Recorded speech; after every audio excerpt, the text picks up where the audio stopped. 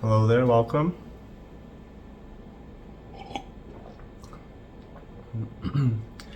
Today I want to talk about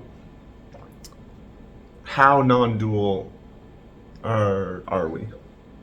Like what level of non-duality are we working with? And this is often a big topic in different lineages of non-duality.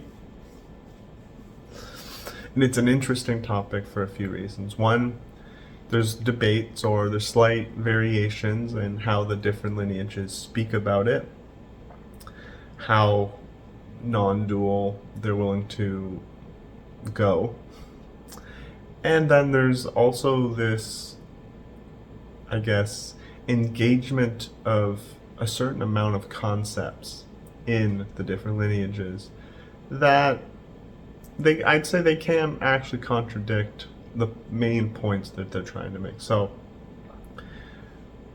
the main three lineages, I'd say, are the Advaita Vedanta, mostly stemming from Shankaracharya, who did a lot of commentary on Upanishads and the Bhagavad Gita. There's also Trika Kashmiri Shaivism, which also has its own blend of non-duality. And then there's Dzogchen Mahamudra in Tibetan Buddhism. So a lot of evidence that the tantric paths of Shaivism and Tibetan Buddhism come from similar origins, similar areas, similar practices. And you can see that in their rituals, in their lack of taboo, like a lower amount of tabooizing things like sex and drugs and meat and so on, and even alcohol. That's not universal, and that's not necessarily what monks do or yogis do at all times, but you see that there's almost like a wider range of what tantric yogis do, and you can see similarities in both Buddhist and yogic traditions. And so the main things that I'd say are wrapped around these traditions that are not inherently contradictory, but I do think there is some contradiction there, are, for Advaita Vedanta, it's this sense of Maya or illusion. So this sense that all of our perceptions, all of the things we think and do are just illusions, and it's actually Brahman. Some purport that this is not that there's nothing real, it's just that we keep thinking it's something other than Brahman, and that's the illusion. Others are more like, no, perception itself is completely illusory, like there isn't things, like those don't exist, that's just like figments of the imagination within Brahman. It's the Leela of Brahman. There's two kind of schools of thought that I've mostly encountered. For Kashmiri Shaivism or Trika Shaivism, Kala, there is this sense that nature and perception and body and the things that maybe the Advaitins would call illusion, those are actually real, and they are just Shiva Shakti. So this kind of goes a step further in a way to not even labeling anything as not Shiva Shakti. Whereas the Advaitins say, like, that's illusion, it's actually Brahman. The non-dual Shaivites or Shaktis kind of say, like, no, that's just still just Shiva. The issue with them is they get into a whole other slew of categories that I can't even go into because, to be honest, there's so many that I didn't even want to read them.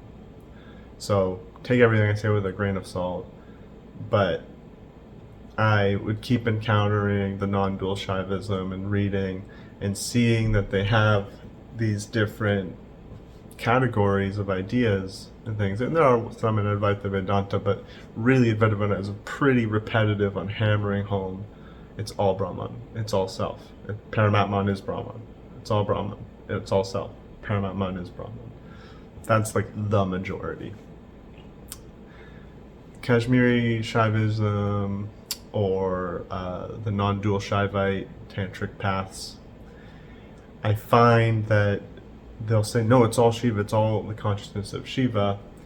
Then they'll split it, and then but the nature is the Shakti. So they're already they say Shiva is Shakti, but they're making this distinction between the formless and the form, or the ultimate Shiva consciousness, and then the manifest. And then these separations continue. They keep creating these little categories and subjects, these little organizations, if you will. And that's a problem, in my eyes. It's a contradiction. For the Vajrayana Tibetan Buddhists, it's a bit more in practice that I find there's a contradiction. And you have arguments, you can read them online and in different books, where you see these more early Ati Yoga, non-dual texts by Garab Dorje, Virachana, Padmasambhava, and they're basically saying you don't need practice. What are you doing? What are you seeking? What are you trying to create or get at? It's already here. It's already perfection. There's no samsara. There's no nirvana. And that which you call samsara is actually the great wisdom. It's the great perfection. It's the all-encompassing compassion. And that's always here. And there's nothing that isn't that.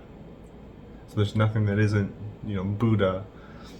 But they also have different categories that they go into. Nirmanakaya, Dharmakaya, Dharmadhatu, Bodhicitta. They have all sorts of little things. And then in practice, the Vajrayana path isn't necessarily one-to-one with the Dzogchen Mahamudra lineages. It incorporates Bon traditions, it incorporates certain Mahayana developments, it incorporates more hierarchical organizational elements also, and people train and practice and have a lot of a ladder to go up, basically. And that I think there is, I think it's important. It makes sense that maybe in realizing the great perfection and the instability of, if we're going to remain aware of it, we then end up needing to practice. But rigor and dogma and specifics to attach to doesn't really make sense. So what I'm trying to get at is that all the non-dual traditions communicatively have some sense of duality, some sense of using the categories and the separations of their lineage to talk about it. And maybe to some extent, for some teachers, that's all it is. They're just still communicating. They're just using the vocabulary that they have to communicate. Because at the end of the day, we still need to use words if we're going to talk about non-duality. But I do think that there is when I read most of them, I do think there's this limited attachment to these terms and what those terms mean. When I think if you're really just in that state absorbed, they don't matter. It's not any word. And we know this by experience, that it's not any word when they say these things, but then they go back to using these different terms. Sometimes they use the terms to just say, oh, it's all just the same one thing, don't worry about these terms. And at other times they use the terminologies of their lineage, the categories and separation of their lineage, as if they're real. And I think most people that have read a good number of these texts by the different lineages, I think they'll see this. Even in the, with Ramana Maharishi talking about ego, that doesn't exist. Shiva Shakti, there is no Shiva Shakti. It's just the one infinite thing. The nature, the perceptions, the things that we think are limited, they are unlimited. And they are wholly the same thing as Shiva. There isn't this separation between Shiva and Shakti. There isn't this barrier between God and God's creation. And that's the funny thing, is like when you think about it scientifically, how all matter changes and flows, and we lose the molecules of our body and gain new molecules, and the river flows into the ocean precipitates, and stars form and explode, and matter coalesces into different things. What we call that manifest creative physical world is the formless. It's just slower. And we've developed, through the grace of infinity, the ability to look at it, to reflect on it, to remember parts of it. And yeah, we only see some of it. But that's okay, that's not a problem. But it's all that is just God, completely, holistically. I don't know how else to say it. There's no separation between Shiva and Shakti, and there's not even a reason to create those two words for that. That's just not helpful, I think. It is just the one thing doing its thing, and all what we call delusion and Advaita, all that we called the creation of Shakti, all that we called the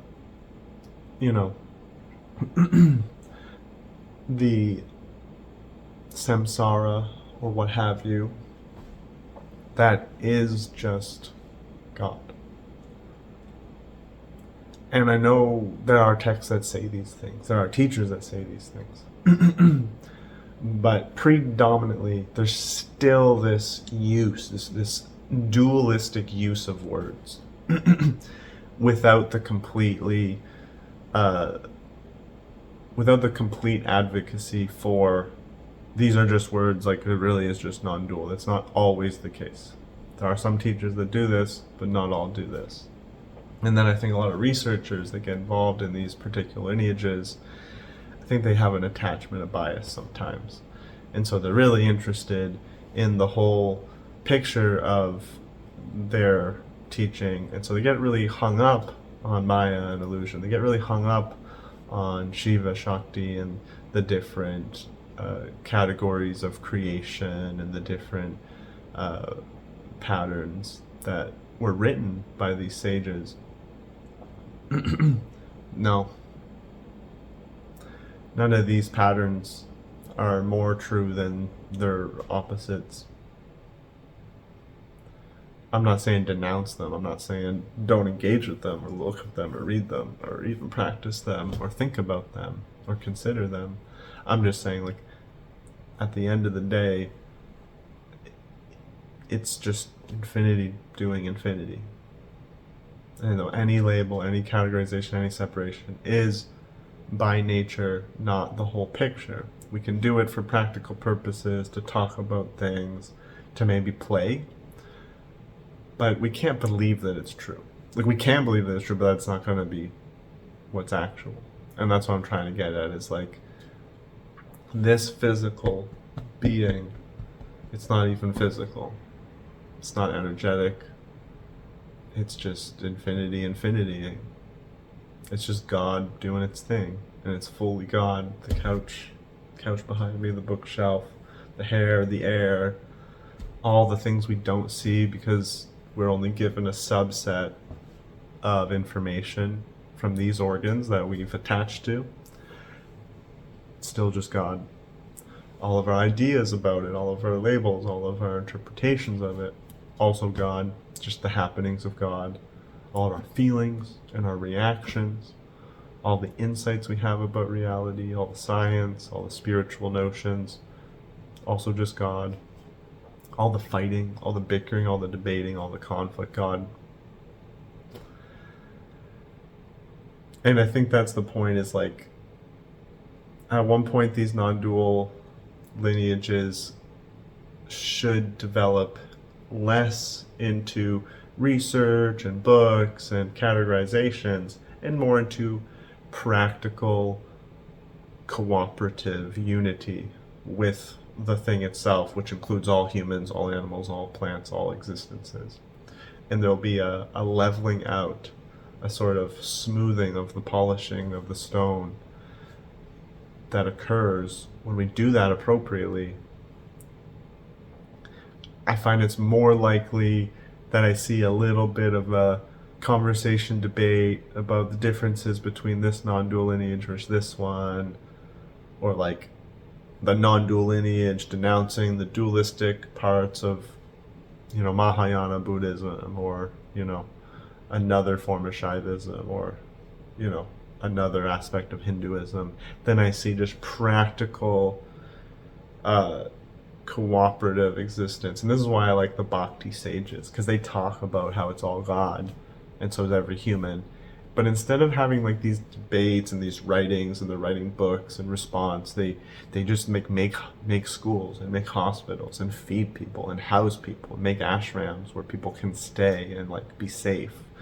Like, that makes way more sense, that you're experiencing the non-duality of the infinite God within all existence, than like writing stuff and like arguing and like saying there's no categories, and then you spend decades talking about categories, and